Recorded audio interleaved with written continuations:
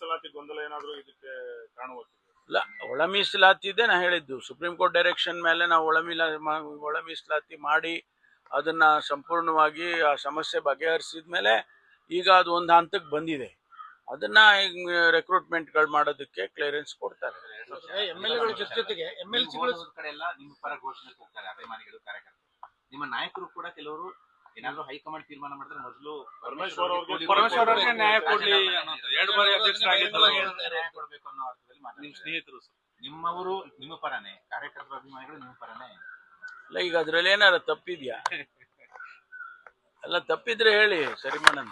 ನಾವು ಕೂಲಿ ಕೇಳ್ತೀರಾ ಅಂತ. ಅಲ್ಲ, ತಪ್ಪಿದ್ರೆ ಅದಕ್ಕೆ ಸರಿ ಮಾಡ್ಬೋದು.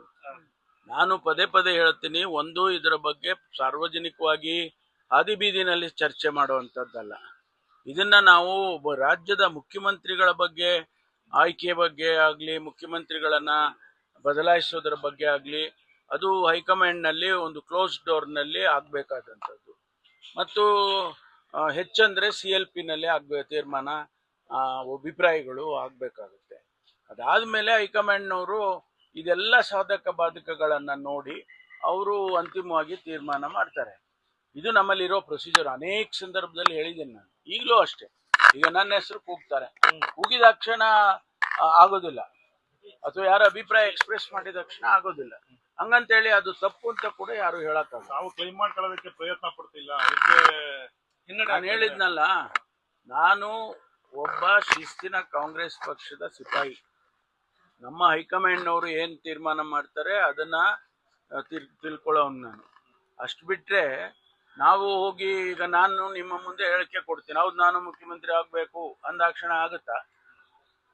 ಅದು ಸಾರ್ವಜನಿಕವಾಗಿ ಚರ್ಚೆ ಆಗ್ಬೋದು ಅಷ್ಟೇ. ಆದರೆ ಅದಕ್ಕೆ ಸನ್ನಿವೇಶಗಳು, ಅದಕ್ಕೆ ಬೇಕಾದಂತ ಅದನ್ನ ಚರ್ಚೆ ಮಾಡೋದು ಹೈಕಮಾಂಡ್ನವರು.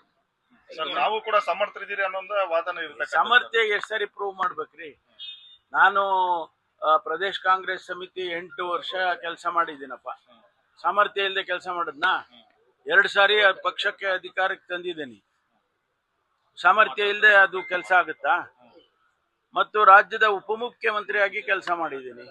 ಸಾಮರ್ಥ್ಯ ಇಲ್ಲದೆ ಉಪಮುಖ್ಯಮಂತ್ರಿ ಮಾಡಕ್ಕಾಗುತ್ತಾ?